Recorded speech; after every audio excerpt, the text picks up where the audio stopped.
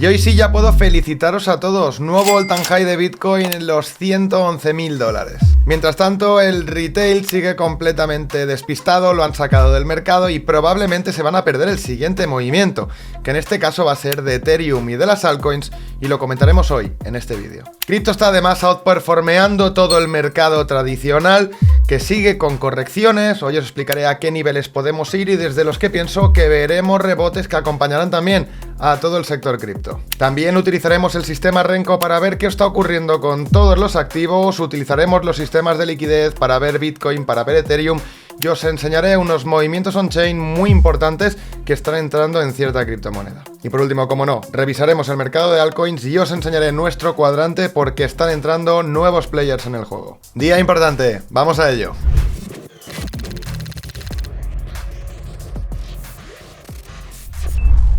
Pues definitivamente ayer vimos a Bitcoin ir contra mercado, rompiendo el máximo histórico y poniendo uno de nuevo en la zona de los 111.000, como estás viendo en esta imagen. Durante el transcurso del día hemos visto también cómo las altcoins sí van encendiendo, acompañando a Bitcoin, aunque de forma más calmada, esperando su turno. Sin embargo, nos encontramos ante una situación completamente extraña. No hay nadie celebrando el nuevo máximo histórico de Bitcoin, no hay nadie prácticamente pendiente de las altcoins. Todo el mundo está incrédulo con las subidas, nadie cree en Ethereum, nadie cree en las altcoins. Y de Bitcoin los han sacado por completo, como puedes ver en este post que compartíamos hoy por el Telegram de Catalyst. Decíamos, ¿por qué a nadie le importa que Bitcoin haya marcado un nuevo máximo histórico? Pues porque casi nadie tiene Bitcoin a día de hoy. Las direcciones con menos de un BTC están en mínimos históricos. Una vez más, institucionales 1, retail 0. Pero que no se te olvide, los institucionales también tienen un ETF de Ethereum y por supuesto una batería de nuevos ETFs de próximas altcoins que probablemente sean aprobadas este 2025. Así que intenta que no te pase lo mismo. Y mientras estamos muy pendientes de Ethereum, estamos muy pendientes también de todo su ecosistema y de sus meme coins.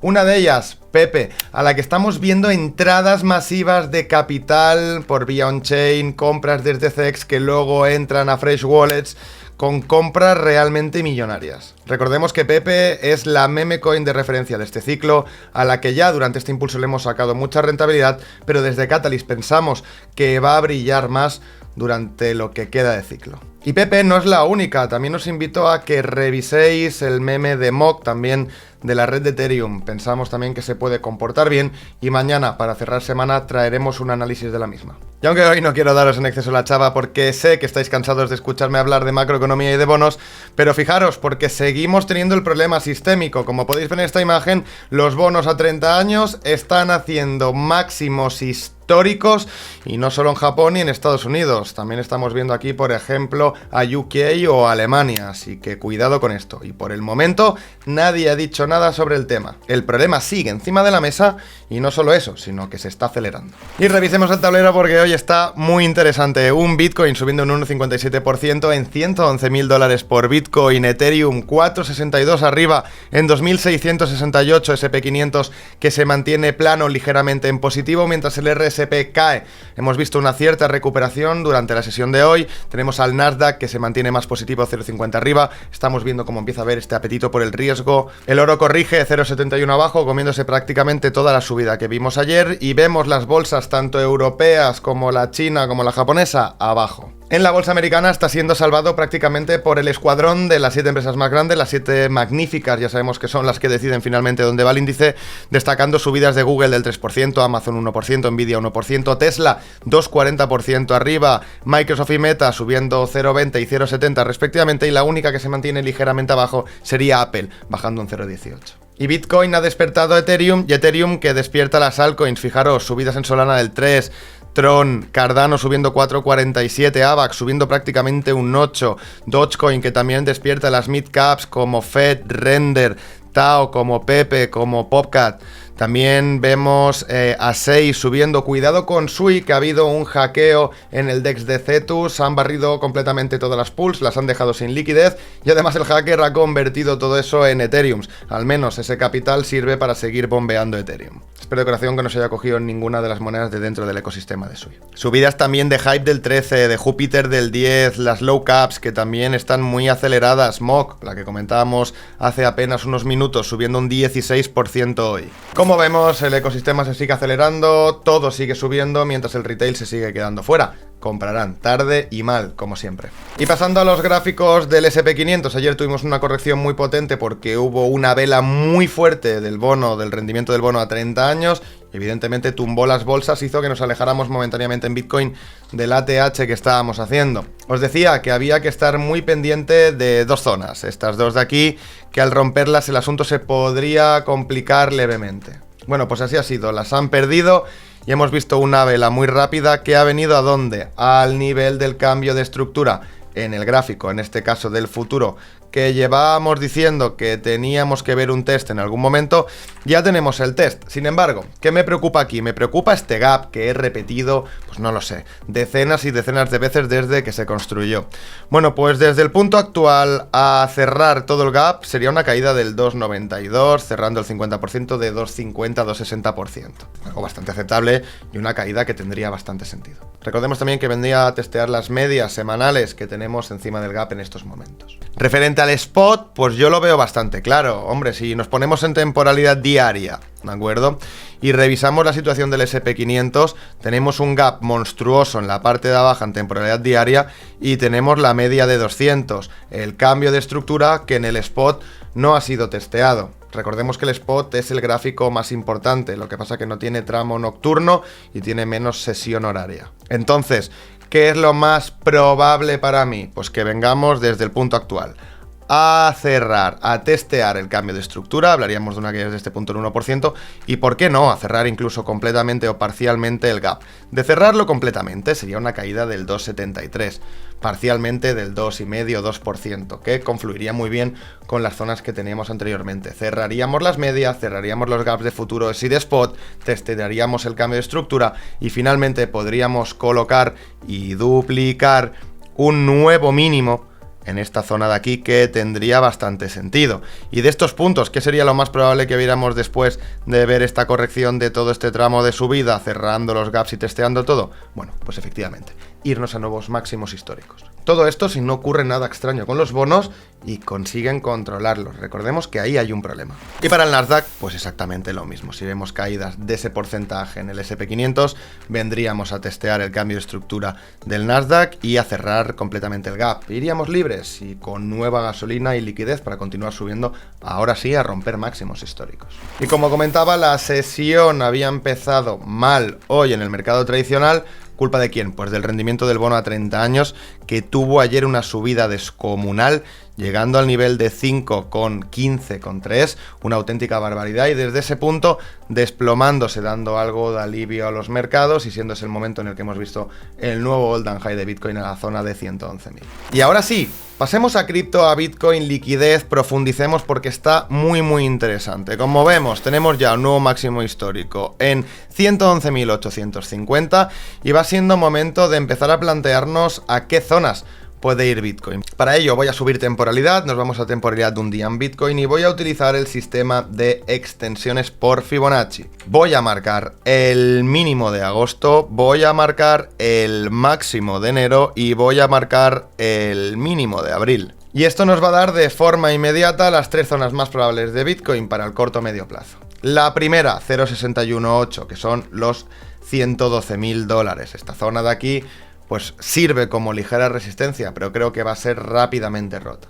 Los niveles interesantes los encontramos en el 0,786, $122.255, y la más importante que creo que puede ejercer como grandísima resistencia, los 0,886, $128.000, 312. Las extensiones de Fibonacci nos permiten encontrar posibles zonas de imán para ir hacia ellas y al mismo tiempo zonas de resistencia, teniendo en cuenta que trabajamos en Price Discovery y que ya no hay nada por encima. ¿Qué hay aparte de técnico para ver qué hay por encima? Bueno, pues tenemos por supuesto la liquidez. Si vamos con la liquidez de Bitcoin, veremos que tenemos un grandísimo imán en la zona de 112.000 hasta 113.000.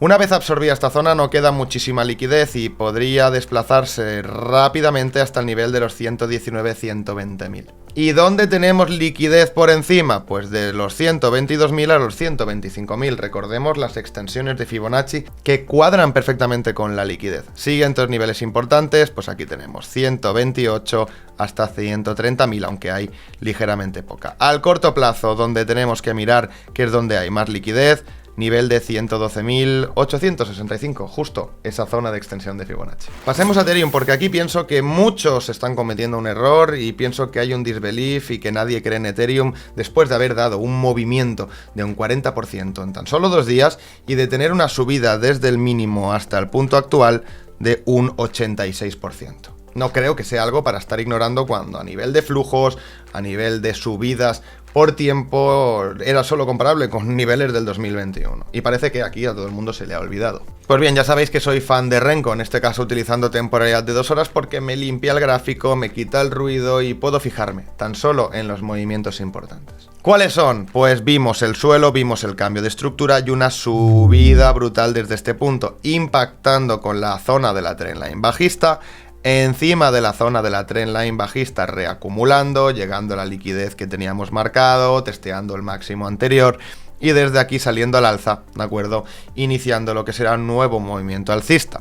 Los primeros objetivos clave son claros, 2.855, supera esa zona. Pienso que no nos va a ser extremadamente difícil superar ese nivel y pienso también que es posible que veamos un movimiento de Ethereum similar al que ya hemos visto desde el suelo, pero teniendo una continuidad. Algo que ya hemos visto con anterioridad, por ejemplo, aquí, fase 1, fase 2, si nos vamos más hacia atrás, veremos también que Ethereum tiende a hacer estas paradas con estas subidas muy rápidas. De darse, veríamos una subida desde la zona de liquidez que comentábamos que era una buena zona de oportunidad, hasta pues niveles, primero de todo por simetría con exactitud, nos iríamos a niveles de 3.574, aunque evidentemente no creo que fueran vertical porque la primera zona de resistencia muy importante la tenemos en 3.200 hasta los 3.250 aproximadamente. Muy atentos a esto. Veamos también, por supuesto, qué nos dice la liquidez al corto plazo en Ethereum. Bueno, por la liquidez al corto plazo en Ethereum nos dice que hay muchísima liquidez hacia arriba. La más importante la tenemos llegando hasta los 2.700. Una vez absorbida, hay tan poca liquidez, tan pocas órdenes que al precio le va a costar mucho menos desplazarse hacia arriba. Digamos que hay aire entre esas zonas. Esto apunta a la teoría de que podría absorber todo el tramo de liquidez que tenemos aquí. ¿Y dónde termina? Termina exactamente en la zona de los 3.200. Esto lo podemos ver más claro si vemos a Ethereum con sistema de liquidez, en este caso a 6 meses vista y solo viendo zonas donde hay mucha liquidez. ¿Dónde hay liquidez? Pues hay liquidez hasta los 3.000 y luego ya no encontramos liquidez prácticamente hacia los 3.257 aproximadamente. Fijaros, la siguiente franja de liquidez después ya la tendríamos en la zona de los 4.000. Volvamos al gráfico, a ver dónde nos proyectaban las zonas. Pues la primera zona de resistencia clara y hacia donde creo que el precio se va a poder desplazar con cierta facilidad, zona de 3.198, zona de 3.247 y la proyección simétrica por simetría e impulso de mercado nos la marcaba a los 3.500. 3.500, zona donde tenemos el inicio de la siguiente resistencia de liquidez. Todo cuadra. Cuando digo que va a subir rápido, no significa que vaya a subir un 50% en 2 días. ¿Vale? Eso fue una subida muy brutal, pero sí en semanas, así que yo tendría el ojo puesto en Ethereum y empezaría a ser un poco más abierto de mente, que veo a la mayoría de personas bajistas y es probable que les ocurra lo mismo que ocurrió con Bitcoin cuando rompió estructura y dije que lo más sensato era ver por simetría una subida rápida hasta la zona de los 120.000. Hoy estamos en 111.000 y pienso que puede ocurrir exactamente lo mismo en el sector de las altcoins, pero mucho cuidado, si los bonos no hacen maldades, probablemente también en el mercado tradicional y cuando el inversor privado se despiste, estén nuevos máximos históricos. Y esto mismo refleja el índice Others de altcoins de media capitalización, puesto en Renko para quitar todo el ruido y todo el contenido de más que a veces nos muestra un gráfico, pues vemos una trendline, una zona de resistencia muy importante, vemos que rompió estructura, vemos que una vez rota estructura vino a testear la zona estructural, que en velas japonesas la tocó milimétricamente, proyectamos por simetría y si esto de aquí es una reacumulación, ¿qué va a ocurrir cuando consiga eliminar esta zona?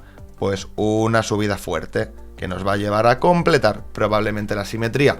Esto vendría acompañado, por supuesto, por lo que estábamos comentando de Ethereum. Pues de nuevo, una confluencia más de las muchas que tenemos aparte de on-chain, que estamos traqueando los flujos y todo apunta a ver movimientos similares a estos. Y ahora veamos dónde deberíais estar prestando atención. Hombre, pues yo veo bastante interesante muchas de las monedas que tenemos aquí, como pueden ser Pendle, como puede ser Render, como puede ser Grass, que ya estamos dentro también. Fijaros que Grass, la última vez que lo enseñé, está más arriba, ahora está ligeramente más abajo. ¿Por qué? Porque nos ha dado ya un 40% de movimiento. Tenemos a Pepe, tenemos a Ethereum, ojo, incluso tenemos a Dogecoin, Uni también la tenemos. Entrando en la zona también, ahí tenemos a Popcat. Como siempre, os voy a ampliar esto y os voy a dejar unos segundos ahora mismo para que hagáis una captura y luego vosotros ampliándola podáis ir viendo qué tipo de activos hay. AVE, activo también que me gusta mucho. A diario estoy viendo que muchos me escribís diciendo que después de estas subidas vuestras carteras siguen en rojo y que seguís perdiendo dinero, aún y habiendo recuperaciones muy importantes desde las subidas que vimos el 7 de abril. Y aquí quiero ser bastante crítico, porque normalmente la excusa siempre se la echamos al mercado, pero eso no es realmente así. No te excuses más por el mercado. Si estás en esta situación, es por tu culpa y evidentemente por una mala gestión de tu cartera. Y no pasa nada si has llegado a este punto, pero sí deberías empezar a hacer algo por solucionarlo. En el directo del otro día justamente hablábamos de esto y os presentábamos pues nuestro sistema de gestión dinámico. En nuestro método lo llamamos la cartera dinámica. Es un plan y una estrategia para generar beneficios y sacar el máximo potencial del sector. Utilizamos operaciones en altcoins explosivas para generar caja al corto y medio plazo. Parte de esa rentabilidad la pasamos al hold, al medio largo plazo, en activos AAA de calidad. Y con esos activos y también con la liquidez la pasamos a DeFi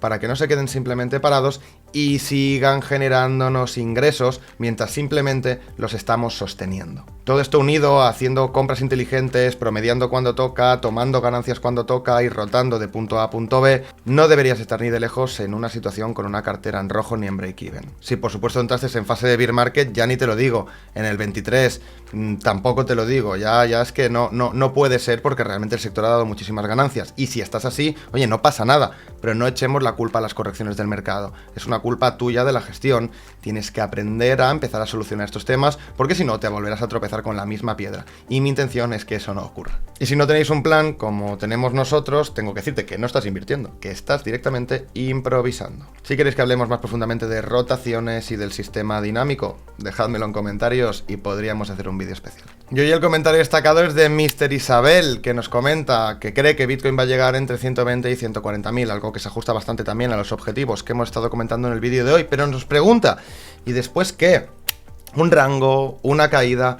Pues si os parece bien, también podríamos hacer un vídeo especial, primero de todo, con un plan de salida definido durante este ciclo, durante el 25-26, para que el bear market no os coja dentro. Dejádmelo también saber en comentarios si os interesa. Y por otro lado también, ¿qué pienso que va a ocurrir con Bitcoin? Y exclusivamente con Bitcoin, ya no hablando de las altcoins, los próximos años. ¿A qué precios pienso que veremos Bitcoin? Si los bear markets van a ser iguales que siempre, si no, incluso qué zonas, según si llegamos a según qué objetivos, podríamos llegar a ver Bitcoin.